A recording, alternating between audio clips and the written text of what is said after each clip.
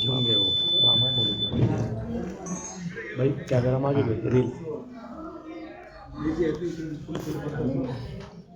आपण या ठिकाणी परिवारासह बजावला आहे, काय सांगा?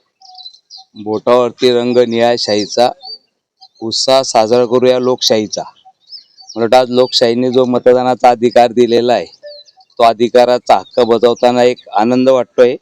माझं मतदान ह्या जळगाव शहराच्या विकासासाठी, माझं मतदान ह्या महाराष्ट्राच्या विकासासाठी, माझं मतदान ह्या भारताच्या विकासासाठी राहील. आणि या माध्यमातून प्रत्येक विकासामध्ये मतदाराची पार्टनरशिप म्हणजे विकासाला मतदान देणं असताना प्रत्येक नागरिकांनी मतदान करावं व आपला हक्क बजावावा असं सर्व मतदार बंधू भगिनींना आवाहन करतो. कारण लोकशाहीमध्ये सर्वात मोठा जर अधिकार असेल तर मतदान.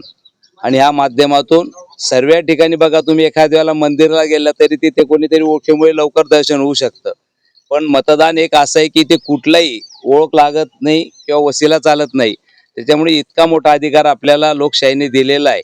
म्हणून आपण सर्व नागरिकांनी, मतदार बंधू भगिनींनी मतदान करावं असं सर्वांना आवाहन करतो व आपलं मतदान आपल्या विकासासाठी करावं असं सर्वांना आवाहन करतो.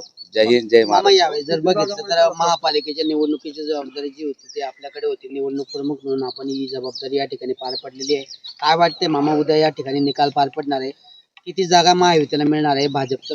मी एक जळगाव शहराचा सेवक म्हणून, भारतीय जनता पार्टी महायुतीचा कार्यकर्ता म्हणून पूर्ण जळगाव शहरामध्ये 19 प्रभागामध्ये आम्ही प्रचार करण्याचा प्रयत्न केला. जनतेचे आशीर्वाद घेतले. आमचे सर्व महायुतीचे उमेदवार त्यांनी सर्वांनी आशीर्वाद घेतले आणि आम्हाला नक्की जनतेच्या चेहऱ्यावरती जो समाधान आणि आनंद वाटत होता की जळगाव महापालिकेवरती जळगाव आपल्या महायुतीचाच महापौर होणार, हा जळगाव शहरांच्या जनतेने ठरवलेला आहे. याच्यामध्ये 70+ महायुतीच्या जागा येतील असा आम्हाला विश्वास आहे. आणि आम्ही प्रत्येक वेळेस विकासाच्या मुद्द्यावरती जनतेसमोर गेलो. हे सांगत असताना सर्वच कामं झाली का हेही आम्ही मान्य केलं. नागरिकांना दिलगिरी व्यक्त केली. काही कामं झाली, काही कामं राहिलेली, त्याची जाणीव आम्हाला आहे. येणाऱ्या काळामध्ये आम्ही विकास करण्याचा 100% प्रयत्न करू. पण 2014 नंतर भारतामध्ये आदरणीय भारताचे पंतप्रधान मोदी साहेबांचं नेतृत्व भारत देशाने मान्य केलं.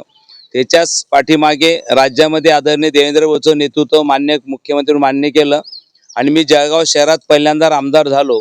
2014 नंतर आम्ही जळगाव शहराचे जे भरीव कामे होते, म्हणजे महापालिका कर्जमुक्त असेल, ब्रिजचे काम असतील, शिवाजीनगर असेल, आसोद असेल, पिंपराळा असेल, शिव कॉलनीतला ब्रिज असेल, याचे कामं पूर्ण मार्गी लागलेले.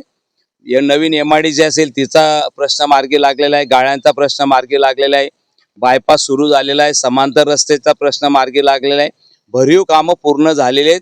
मूलभूत सुविधामध्ये रस्ते वगैरेचे गटरीचे जे राहिलेले आहेत ते आम्ही येणाऱ्या काळामध्ये पूर्ण करण्याचा प्रयत्न करणार. ठीक.